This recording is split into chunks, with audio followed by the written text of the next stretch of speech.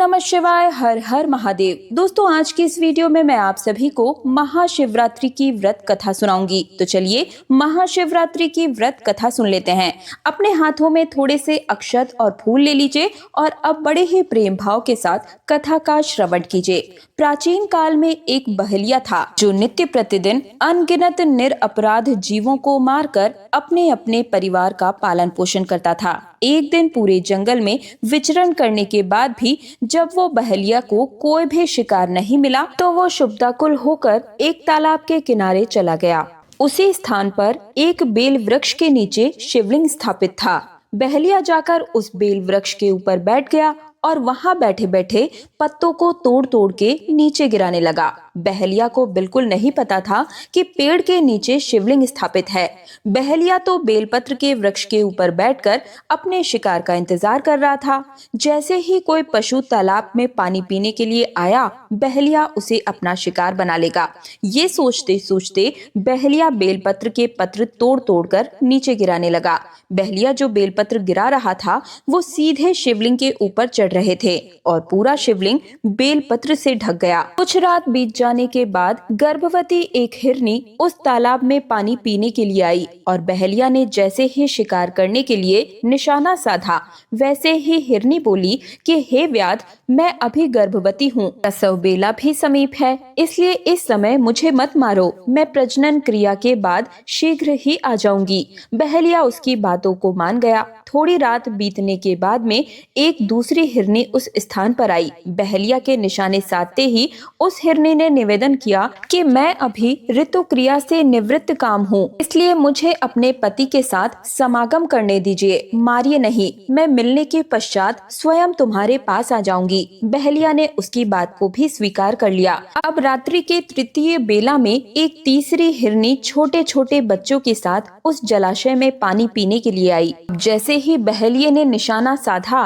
तो वो हिरनी बोली कि हे व्याध, मैं इन अपने छोटे छोटे बच्चों को संरक्षण में छोड़ जाऊं, मैं एक बार इनको इनके पिता के पास छोड़ आऊं, मेरे आने के बाद तो मुझे मार डालना। बहलिया ने दीन वचनों से प्रभावित होकर उसे भी छोड़ दिया। अब प्रातः काल के समय एक मासल बलवान हिरण उसी सरोवर के पास आया। बहलिया ने पुनः अपने धनुष पर बाण निकाले और शिकार करना चाहा। ये क्रिया देखते ही हिरण व्याध से प्रार्थना करने लगा कि हे व्याधराज, मुझसे पहले यहाँ पर 3 हिरनियां आई हैं। अगर तुमने उन्हें मार दिया है तो मुझे भी मार दो, अन्यथा अगर तुमने उन्हें छोड़ दिया है तो मुझे भी छोड़ दो, क्योंकि मैं उनका सहचर हूँ।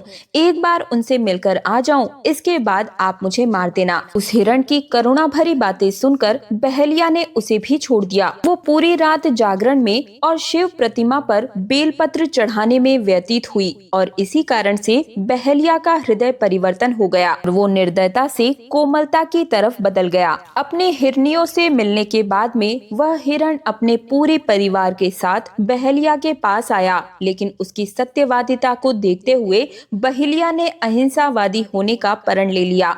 बहलिया बहुत ज्यादा प्रभावित हुआ और हिरण के परिवार को सत्याग्रह देखकर बहलिया के आंखों से आंसू छलक पड़े और उसने संकल्प किया कि वह कभी किसी जीव को नहीं मारेगा और अपने पहले के कर्मों के लिए पश्चाताप करने लगा। इस पर सभी देवताओं ने बहलिया की बहुत प्रशंसा की और शंकर भगवान ने 2 पुष्पक विमान भेजे। बहलिया तथा हिरण के उस पूरे परिवार को शिवलोक का अधिकारी बना दिया। अज्ञानतावश उस बहलिया ने शिवरात्रि का व्रत किया और रात्रि जागरण किया और शिवलिंग पर बेल पत्र चढ़ाए। इस तरह से शिवरात्रि का व्रत करने के प्रभाव से बहलिया को शिवलोक का अधिकारी बना दिया गया। जो भी मनुष्य महाशिवरात्रि का व्रत पूजन करता है उसकी सभी प्रकार की मनोकामनाएं पूर्ण होती है और अंत में उसे शिव धाम में स्थान प्राप्त होता है। हे भोलेनाथ, जैसे आपने बहलिया का कल्याण किया, वैसे ही इस कथा को कहते, सुनते और हुंकार भरते सबका कल्याण करना और सभी की मनोकामनाओं को पूर्ण करना। ये थी महाशिवरात्रि की की व्रत कथा। और अब हम गणेश जी की कथा सुनेंगे। एक गांव में एक बुढ़िया रहती थी। बुढ़िया रोजाना गणेश जी का पूजन किया करती थी। रोजाना मिट्टी के गणेश जी बनाती और रोजाना गल जाते।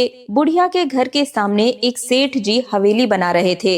बुढ़िया ने जाकर कारीगरों से कहा कि कारीगर मेरे लिए पत्थर के गणेश जी बना दो। कारीगर बोले कि हे बूढ़ी माई, जब तक हम तुम्हारे लिए पत्थर के गणेश जी बनाएंगे तब तक तो हमारी दीवार बन जाएगी। हमारे पास इतना समय नहीं है, आप किसी और से जाकर बनवा लो। बूढ़ी माई ने बहुत बुरा भला कहा और मन ही मन में सोचा कि भगवान करे तुम्हारी ये दीवार टेढ़ी हो जाए। अब जैसे ही कारीगर दीवार बनाए, दीवार टेढ़ी हो जाए। फिर दोबारा कारीगर दीवार बनाए और दोबारा टेढ़ी हो जाए। सुबह से शाम तक दीवार को बनाने और गिराने में ही चली गई। शाम को सेठ जी आए तो बोले कि आज कोई काम नहीं हुआ क्या? कारीगर बोले कि काम तो बहुत हुआ, लेकिन सेठ जी जैसे ही हम दीवार बनाते हैं दीवार टेढ़ी हो जाती है और फिर हमें दीवार को तोड़ना पड़ता है। सेठ जी को बूढ़ी माई वाली सारी बात बताई गई। सेठ जी ने कहा कि मुझे उस बूढ़ी माई के पास ले चलो। कारीगर सेठ जी को बुढ़िया के पास ले आए। सेठ जी ने हाथ जोड़कर बूढ़ी माई से कहा कि हे बूढ़ी माई, हम आपके पत्थर के नहीं सोने के गणेश जी बनवा देंगे, आप हमारी दीवार सीधी करा दो।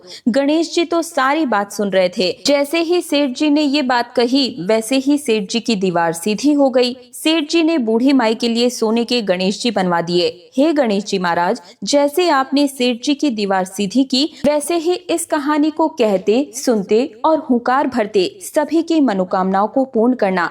ये थी गणेश जी की कथा। तो इस तरह से महाशिवरात्रि की व्रत कथा संपन्न होती है। ओम नमः शिवाय, हर हर महादेव। आप सभी को महाशिवरात्रि की हार्दिक शुभकामनाएं।